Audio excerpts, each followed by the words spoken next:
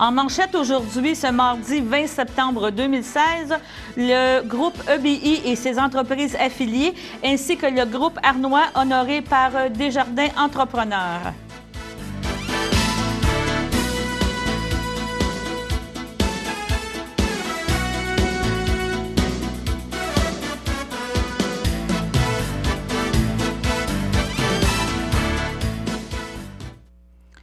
Bonjour, mon nom est Danielle Yvon et maintenant voici vos nouvelles pour le mardi 20 septembre 2016. Avant de commencer, j'aimerais faire une mise au point vu à la situation présentement que nous avons au niveau du personnel de CTRB.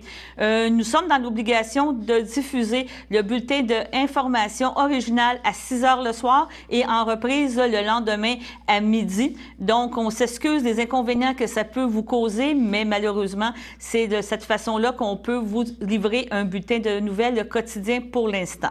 Donc, maintenant, en manchette, tel que mentionné, EBI et le groupe Arnois ont été honorés par Desjardins d'entreprises. Donc, c'est plus de 230 entreprises qui ont soumis leur candidature pour l'édition 2016 des prix Desjardins Entrepreneurs et EBI et le groupe Arnois ont été sélectionnés comme gagnants régionaux dans la catégorie développement. Une belle reconnaissance qui met en lumière les réalisations de cette entreprise de chez nous. De toute notre équipe, justement, Desjardins d'Autrey souhaitait une bonne félicitation à EBI. Donc, au début, écoutons EBI, qui a été, l'interview a été faite par M. Pierre Sylvestre, président des entreprises EBI, et écoutons cette entrevue. Et par la suite, nous irons avec l'entrevue avec le groupe Arnois.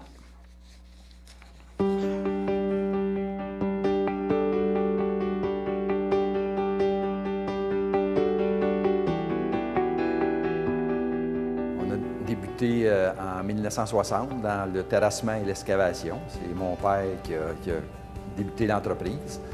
Nous, on est la deuxième génération, on est les 4 frères dans l'entreprise. Dans les années 70, avec l'avènement de la réglementation sur la gestion des déchets solides, on a commencé dans la gestion des matières résiduelles, la collecte, le transport et la disposition. Au début des années 2000, on est allé dans le domaine de l'énergie, la production de gaz naturel renouvelable à partir du traitement des biogaz, parce qu'un site d'enfouissement, ça émet des biogaz qu'il faut traiter et valoriser. Aussi, en 1997, on est allé au Costa Rica. On s'est implanté au Costa Rica. C'était pour nous un pas à l'international.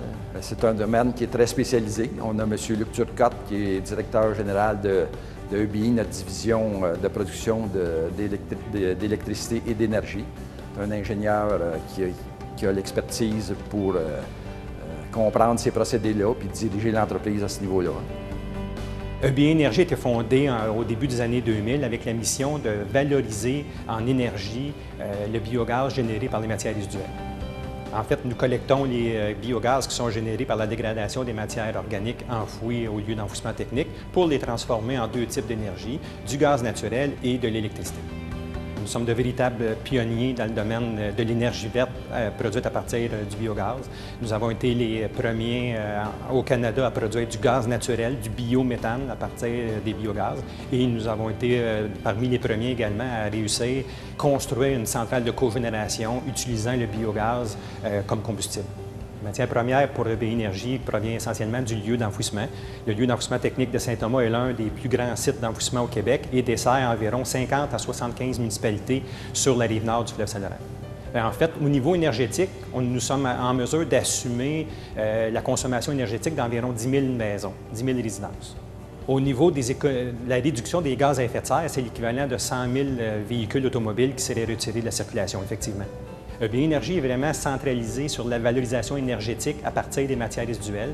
Notre prochaine grande orientation pour nous, c'est la biométhanisation, c'est-à-dire de reproduire dans un contexte beaucoup plus contrôlé qu'un lieu d'enfouissement, la transformation des matières organiques en méthane.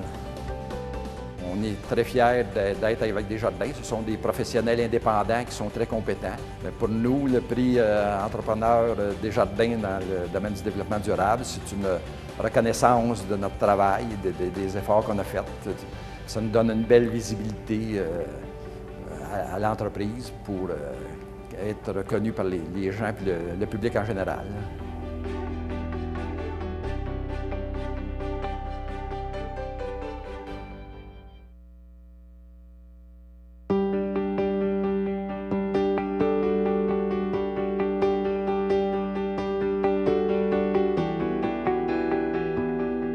En décembre 89, je suis rentré comme répartisseur pour les camionneurs dans l'entreprise. Après ça, ça a évolué tranquillement, les répartitions, les ventes, la direction des ventes. Puis j'ai évolué dans l'entreprise avec la croissance d'entreprise pour aujourd'hui arriver à être directeur général de cette entreprise-là familiale. L'entreprise a débuté en 1958. C'est notre père Claude qui a débuté ça. Notre père, c'était un fils de commerçants et d'agriculteurs. Il y avait 56 métiers. Et il y avait quelqu'un de la compagnie British American Oil qui était arrivé chez lui pour lui offrir un distributorship ou la distribution des produits pétroliers qui était à ses débuts dans ces années-là. Quand j'ai commencé dans l'entreprise, on était ça c'est en 89, là, on était autour de 50 millions de litres, peut-être 10 millions de gallons. Puis aujourd'hui, dans la prochaine année, on a budget 1,6 milliard de litres. Puis en 86, où ce que ça a vraiment démarré dans les stations-service, c'est que Texaco est arrivé avec un principe d'agent grossiste où eux sortiraient un peu du marché de détail, un peu comme les pétrolières font dernièrement, sortiraient du marché de détail. Puis il y avait certains petits sites qui étaient trop petits pour eux, puis ils avaient dit, voulez-vous vous en occuper? À partir de 86, on a implanté le système informatique, on a commencé dans les stations-service avec Texaco. On a rapidement pris de l'expansion de 0 à 30 stations-service dans les 2-3 premières années de croissance avec Texaco. En 1986 avec Texaco, qui est une étape importante. 2006 avec Esso dans les stations-service, c'était une croissance de volume très rapide et rentable pour nous. Et depuis ce temps-là, on développe la bannière Esso et Arnois qui est bien vue. Esso, ils vivent très bien avec le fait qu'on a un marché majeur, un marché indépendant, puis chaque marché a ses besoins qu'on remplit aujourd'hui. Dans la dernière année, on a fait l'acquisition de Petro-T, distribution pétrolière terrien, et des sites de Esso qu'on va intégrer à partir du mois de septembre 2016. Là, c'était une très, très grosse bouchée. Là. On va être une entreprise qui avait tout près du milliard de litres de distribution, on va tomber à 1,6 milliard. On est encore avec Desjardins. Pour les opérations courantes, on a toujours été avec Desjardins. Puis quand on est satisfait du service qu'on a. Puis Desjardins aussi a su, on n'a pas fait ça pour Arnois, là, mais quand même, Desjardins a changé beaucoup dans les 30 dernières années. Donc, pour terminer sur ce sujet, mentionnons que les Grands Prix seront connus à Québec le 17 novembre 2016, donc les Grands Prix nationaux. Au niveau de groupe Arnois, ils sont dans la catégorie grande entreprise. L'autre compagnie qui est en concurrence, on pourrait dire, avec eux autres, c'est le groupe Bocage, qui est des concessionnaires automobiles dans la région de Sherbrooke, Magog et Cowansville. Et au niveau du développement durable, il y a 3 entreprises en nomination. Donc, au niveau du gagnant régional Est du Québec, c'est Parnado, qui est pour les amateurs de camping, des véhicules. Et il y a aussi, dans l'Ouest du Québec et Ontario, Croisière Outaouais. Donc, on va souhaiter une très bonne chance à nos 2 entreprises de la région. Et maintenant, passons à une annonce.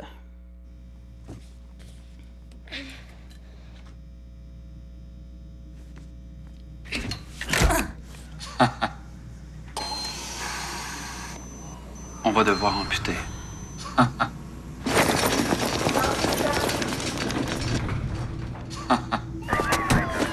Il parle beaucoup de sang.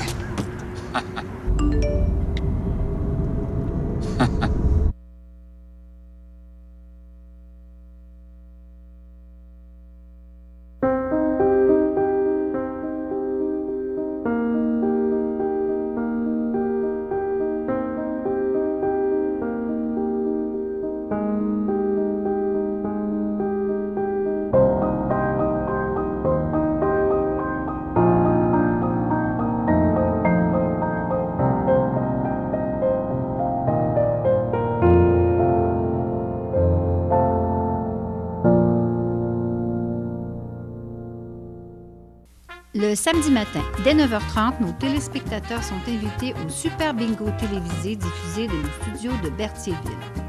Un montant de 600 $ est disponible chaque semaine lors de cette joute de bingo télévisé.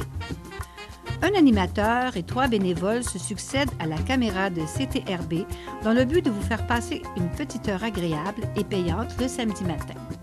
On peut se procurer les cartes de jeu chez les dépositaires autorisés participants à Berthierville, le dépanneur Formule 1, rue Gilles Villeneuve, le marché IGA Extra sur la rue Gabriel Brissette, le dépanneur Gauthier-Savard au 480 Montcalm, le marché Métro rue Notre-Dame, la pharmacie Brunet rue Frontenac, le garage Pétroté sur la rue Gilles Villeneuve et à Saint-Ignace-de-Loyola, le marché Aldo rang Saint-Michel, le dépanneur Le Magasin Esso sur le chemin de la Traverse. Un rendez-vous tous les samedis matins à 9h30 sur les ondes de CTRB, votre télévision régionale et communautaire.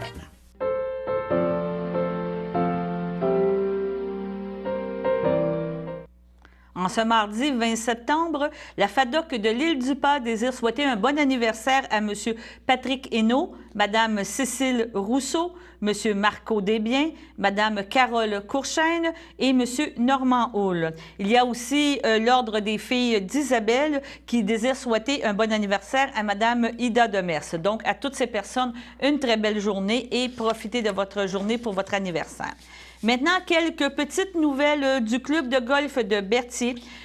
Premièrement, on a eu comme information que le 19 septembre, le dernier Vegas qui a eu lieu a été gagné par M. Rénal Lemay, Fernand Dontigny, Pierre-Aimé Houle et Maxime Boisjoli. La saison du golf se termine bientôt. Il reste encore 2 tournois de golf, 2 tournois de Vegas, 2 lundis pour cette activité-là.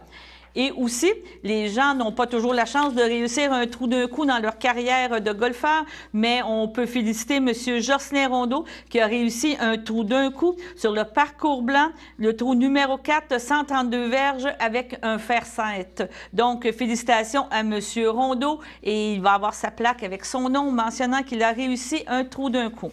Et il reste le dimanche 2 octobre, une des dernières activités du club de golf de Berthier, un Vegas à 2 joueurs, 18 d'handicap et plus à 2 joueurs, cumulatif, 7 drives minimum par joueur. Pour les membres, c'est 60 $. Au programme par, c'est 75 et les invités, 90 $. Pour toute information, au 450-755-0849. Pour rester un petit peu dans le même ordre d'idées d'activités sportives, et à Saint-Cuthbert, il reste encore quelques places pour la 2e édition du tournoi de poche de Saint-Cuthbert. Donc, à moins d'une semaine du tournoi, plus de 20 équipes sont déjà inscrites. Vous avez jusqu'à samedi midi pour vous inscrire. Inscription, c'est 10 $ par joueur, 20 $ par l'équipe. Il y a une consommation gratuite qui est incluse. Le début du tournoi sera à partir de 13 h. 5 parties assurées et adversaires déterminés par tirage au sort. On garde les 12 meilleures équipes au total des points. 4 premiers ont un bail pour les 8e de finale. Différentiel, c'est égalité. Apportez vos jeux et vos poches et avoir sur place pour conserver le plus de jeux identiques. Jeux placés à 25 pieds devant à devant. Les finales auront lieu sur l'un de nos 6 sets de jeux identiques avec nos poches. Lors du tournoi, vous n'êtes pas assuré de jouer sur votre jeu et avec vos poches. Le tirage sera fait au sort, et les poches ne suivent pas les équipes. Bourse à partir des demi-finales. Donc, le tournoi devrait se terminer pour le souper. Possibilité de commander au Resto-Bar Saint-Cuthbert durant la journée. Donc, pour toute information, vous pouvez avoir les informations auprès de Mme Muriel Sylvestre au 450-836-7263. Donc, on espère quand même du beau temps et les profits de cette activité seront remis à l'opération Enfant Soleil. Donc, je répète, Mme Muriel Sylvestre au 450 836-7263. Donc, une belle activité samedi en ce début d'automne. Maintenant, d'autres activités qui se tiennent dans la région. La Société d'histoire de Joliette vous convie à une conférence sur le sujet étant M. Raymond Gravel, qui a bien été connu ici dans la région. Donc, l'auteur et journaliste Claude Gravel va avoir une conférence sur M. Raymond Gravel. M. Gravel, Claude, s'est longuement intéressé à l'histoire, la montée et le déclin de la foi et de la pratique religieuse dans les églises catholiques du Québec.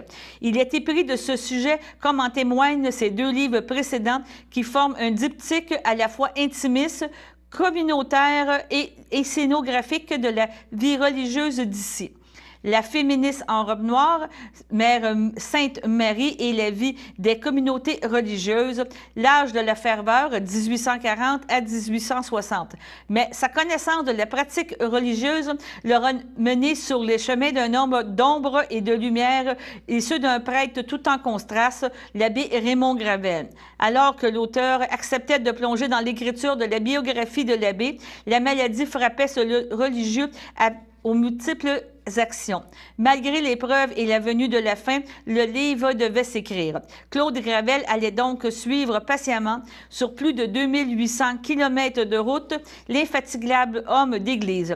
Tout en nous racontant les faits et les gestes de l'abbé Raymond, l'auteur nous expliquera le pourquoi et le comment de cette fascinante biographie et le pourquoi et le comment de ce parcours inusité.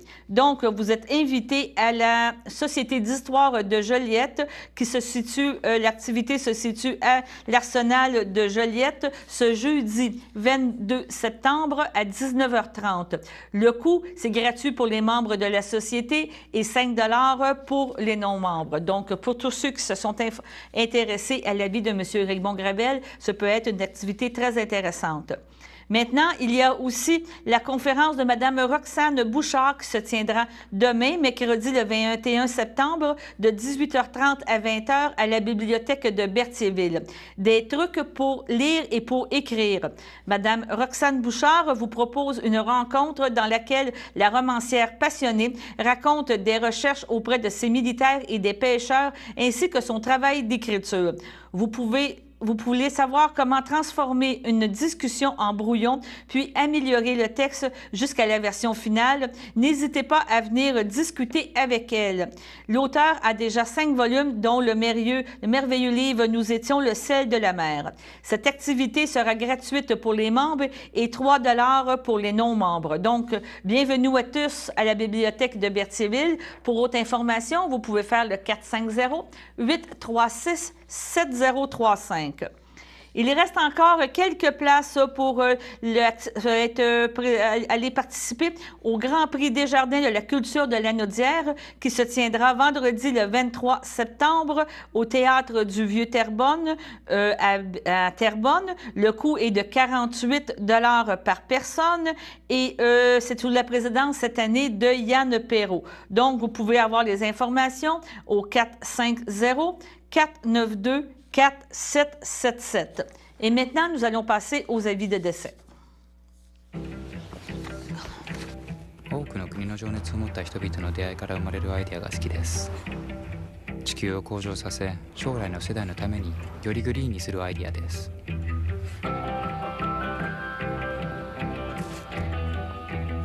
Bonjour, bienvenue chez vous.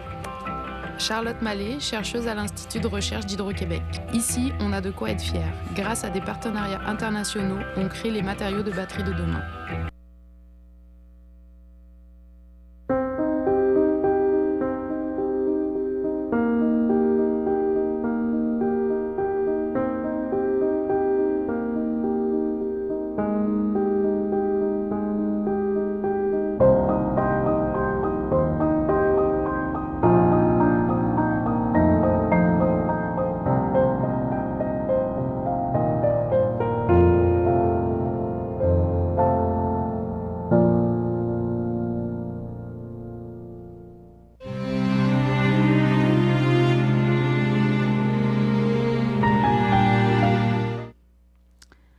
au CHRDL de Joliette le 14 septembre 2016 à l'âge de 94 ans est décédé M. Marcel Doucet, époux de Mme Marguerite Fafard, demeurant à Saint-Cuthbert.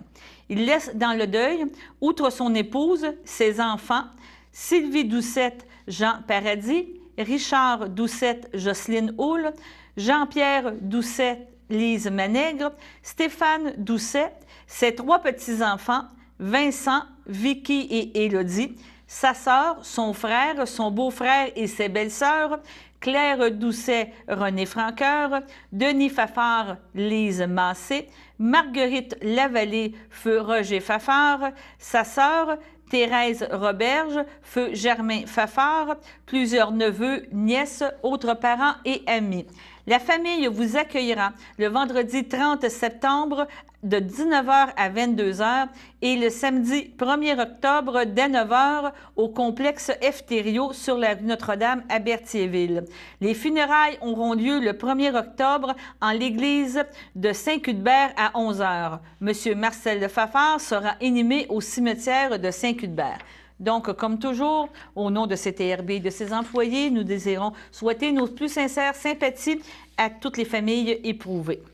Maintenant, dans un autre ordre d'idées, nous avons reçu l'avis de convocation pour l'Assemblée générale de la Chambre de commerce d'industrie de Berthier-Dautré.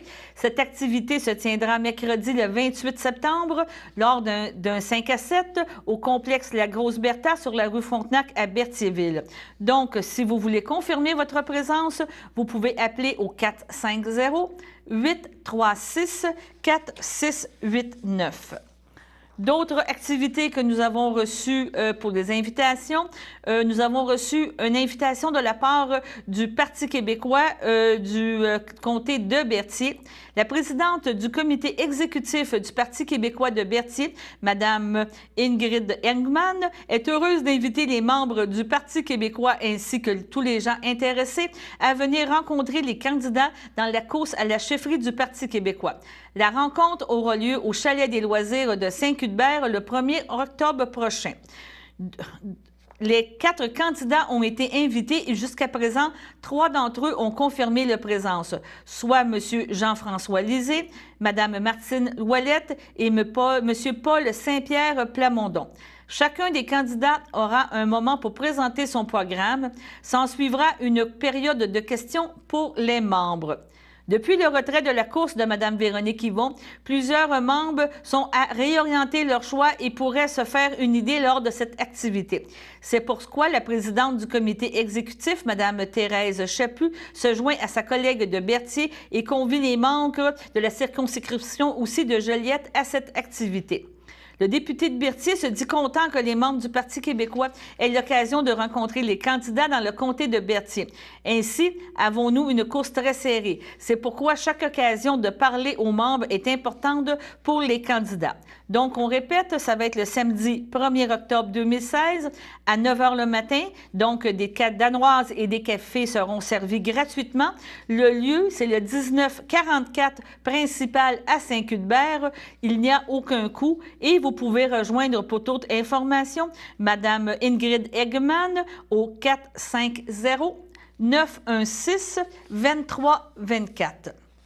Nous avons reçu aussi un communiqué de la part de Mme Ruth-Hélène Bourseau qui fait état du caucus du NPD qui a défini ses priorités pour la session d'automne. Donc, comme on le sait, tant au niveau provincial et fédéral, les sessions gouvernementales recommencent. Donc, dans le cadre de leur rencontre stratégique automnale, les députés néo-démocrates ont établi le plan qu'ils suivront pour exiger des comptes du gouvernement fédéral durant la prochaine session parlementaire.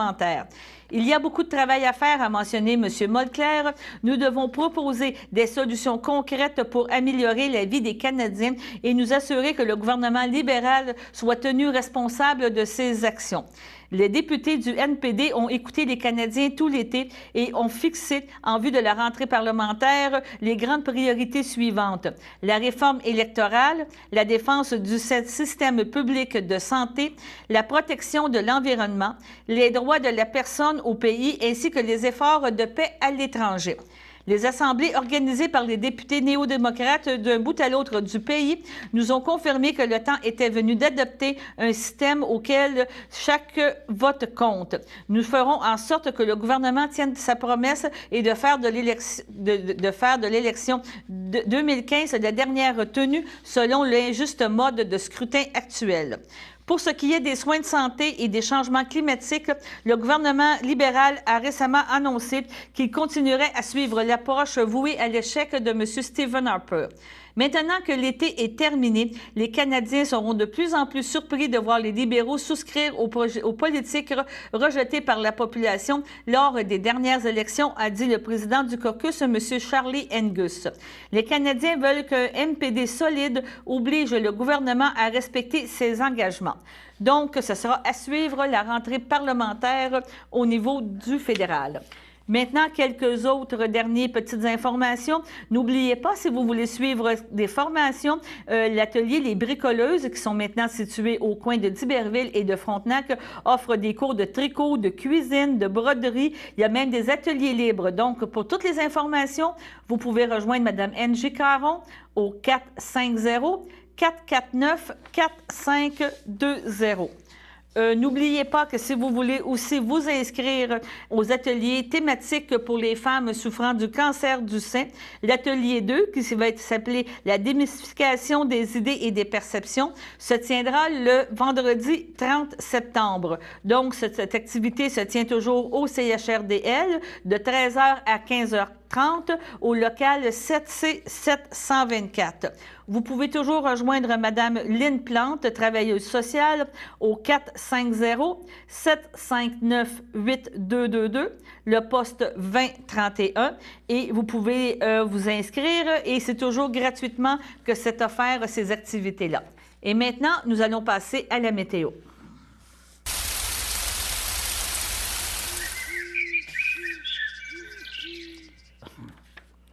Donc, en cette fin d'été aujourd'hui, excusez-moi, donc pour ce mardi après-midi, on parle d'un temps ensoleillé avec un 24 degrés Celsius, 20 % de probabilité de précipitation. Ce soir, ça devrait être une température fraîche de 20 degrés Celsius, 14 cette nuit, avec un ciel dégagé et aucune probabilité de précipitation. Et demain, en principe, avec l'arrivée de l'automne, mercredi matin, on parle d'un temps ensoleillé avec 15 degrés Celsius et dans l'après-midi, beau avec un 23 degrés Celsius. Donc, on vous souhaite une très bonne fin de journée et c'était votre bulletin d'information pour le mardi 20 septembre 2016 en cette fin d'été. Merci.